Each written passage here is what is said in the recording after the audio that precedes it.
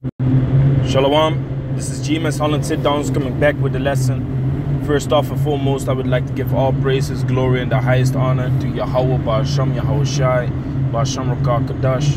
Double honors to the elder apostle of Great Millstone, GMS, for teaching us this truth and that rule well. Peace and salutations to the elect out there, spreading this word, the sincerity, and the truth all over the four corners of the earth. Coming back with a quick hit. You know, it's gonna be a quick admonition, you know, how you should walk in this truth, and how you should realize that many words is not always good.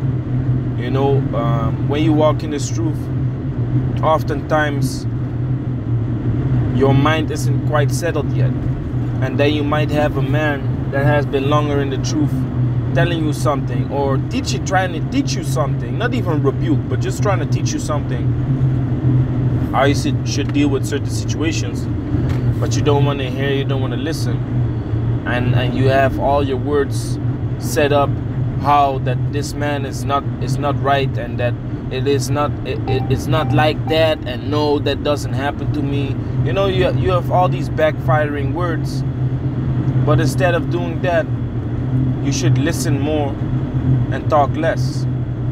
That's the point of this lesson that I'm gonna go into. You know, I'm gonna read a couple of scriptures. It's not gonna take too long, but I'm gonna make a couple of points. So this is Sirach chapter 5 verse 11. Be swift to hear, and let thy life be sincere, and with patience give answer. You see, so you gotta give answer in patience, man. With patience. Why the patience? Because a person that answers too quick might think back on the situation later, like, man, I was you know, answering with emotions. I was answering because, you know, I was angry at that moment, or, you know, and later they might think about it and be like, man, this brother or this man was actually right, you know. And that happens often with these women, man. That often happens with these women. These women often respond in emotions. You know, you can approach them calm and collective. Just tell these females what's going on. You know, what's happening. And they have all kind of words, you know, why it happened and why it's not her fault, and all the type of nonsense, and that, you know, all kinds of excuses. Meanwhile, you know, later on she might think about it and be like, damn, now I understand, you know. But then with females, often the pride kicks in, and she doesn't want to confess or admit that she was actually wrong, you know. That often happens with these women, with these females, you know. And the thing is, you have a lot of men that claim to be men of the Lord, but then they acting like a couple of females, man. They're acting like women, because women are acting like this. You know, that's why the scripture also says this. Sirach chapter 26 verse 14. A silent and loving woman is a gift of the Lord, Yahweh. And there is nothing so much worth as a mind well instructed. So a woman that is silent and doesn't talk back all the time, like the scripture refers to a clamorous woman, a woman that cannot shut her mouth for a second, you know, when she's being told something, or when something is going down. You know, this is the opposite, man. A silent and loving woman is a gift of Yahweh. You know, a woman that just listens to you, man, doesn't respond with her emotions. So if that's a gift, how much more a man that is slow or quick to hear and slow to speak. A man that examines himself. Because that's basically what it comes down to, man. Examining yourself. If you are being told something, then this man is sounding your alarm bells. Well, your alarm bells supposed to go off in your mind, like, hey, what's going on? Why am I getting rebuked? Why am I getting reproved? You know? Alarm bells should go off, and you should examine yourself in silence, man. Because you might not see at that certain time or at that moment what's going on, but eventually you might You might realize it, man. It happened with me oftentimes. When I just came in the truth, man, I was quick to speak, man. I was quick to have my, you know, my counter, or not even counter, but quick to have my words. My words was always laid up, man. Why it happened and why it was like this, and then, you know, that's just how I operated, man. I was always ready to defend myself with words because of situations I have been in the past, man. Because of wickedness, because of ungodly people.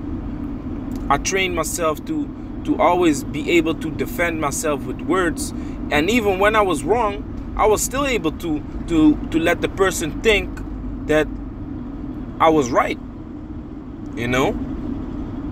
But that's not good, man. That's not good. The scripture says, confess thy faults first and foremost, and be not hasty in thy speech, man. Like it said here, with patience give answer. So you might think a certain way about a topic, but you don't have to answer. You can just, of course, you're gonna answer like, yeah, I understand. Maybe you don't understand yet, or you just say, Khan, I'm gonna meditate upon it, because you don't understand it yet.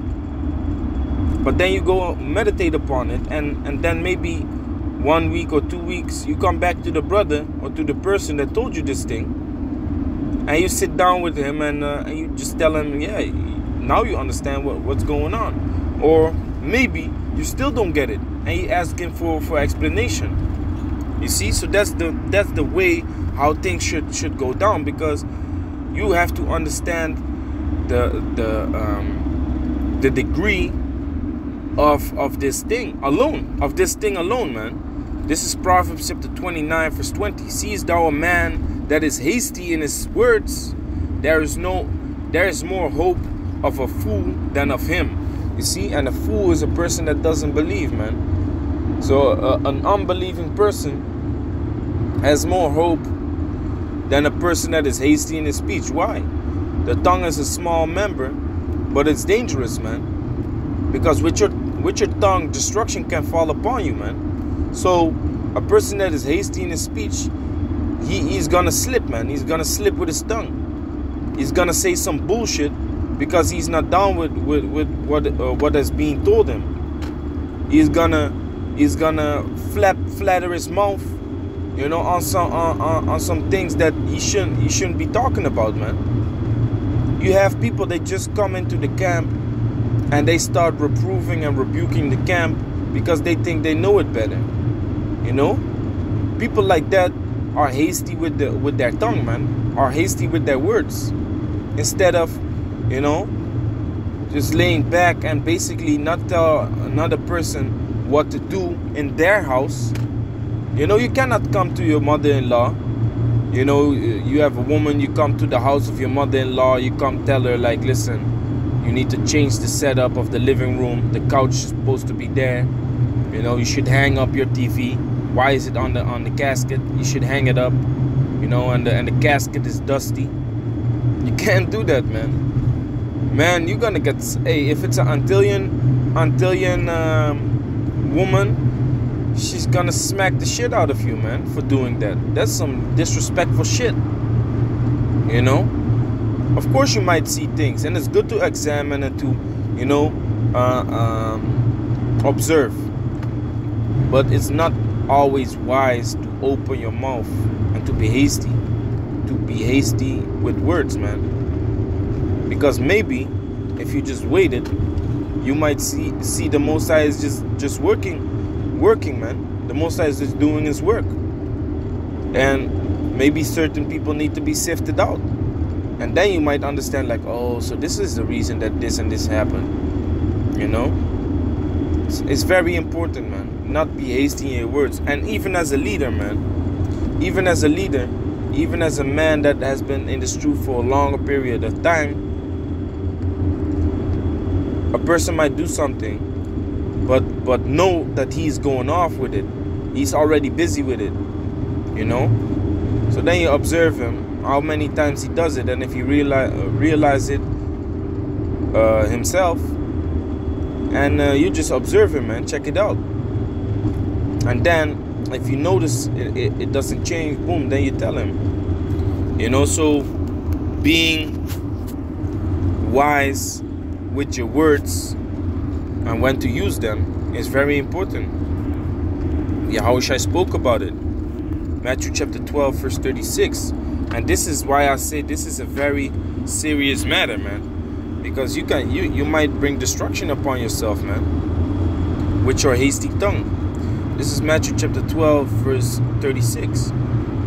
But I say unto you, that every idle word that man shall speak, they shall give account thereof in the day of judgment.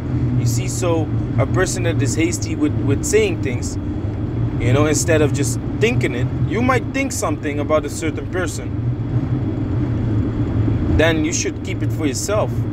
Because the moment you utter it, the moment you say it, that's when you're in trouble, man. That's when you're in trouble. Those words are gonna be held accountable for you in the day of judgment. In the day of judgment, those words are gonna be brought to the surface. Remember you said this? Remember you disrespected this man of the Lord? Remember when you said this, you know, to elderly men walking in this truth? You should be wise with your words, man. And even though you think it, the Most High still hears it, but at least you didn't say it, man. You kept your peace. You dealt patiently with the situation. This is acceptable with the Most High. Dealing patiently with the situation. Let me read it again. But I say unto you that every idle word that man shall speak shall give account thereof in the day of judgment. So let's go into the word idle.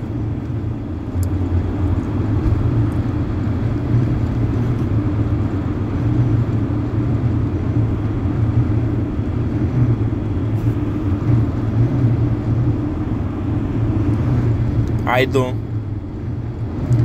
it says argos, it says free from labor, at leisure, lazy, shunning to labor with one ought to perform, you know, but it goes deeper than that. Negative, you see, negative particle. Useless, barren, idle, slow, you know. So basically you have your mouth full with things, meanwhile you don't do shit yourself, you know. And it's negative towards men that might be laboring hard in this truth, or negative while it's actually a great lesson or a great exhortation that the brother is putting upon you, but you have every word laid down. You know, you're not down with what he says and all kinds of shit. You know, constantly neglecting what is being said. That's not a good spirit, man. It's not a good spirit. So all those things that you are basically neglecting and uttering will be held accountable in the day of judgment, man. So it's very important that you hold your tongue, man. The scripture also speaks about he that has no control over a spirit is worse than a city that is broken down. You know, because having control over your spirit is having control over your tongue. The things you say. Now, verse 37, for by thy words thou shalt be justified, and by thy words thou shalt be condemned. You know, so what do women often do? They say what they think. They think a certain thing and they immediately say it for no fucking reason, man. If you should just held it in, if you should have just you know held it for yourself, then maybe you're not gonna get destroyed in the end of the time.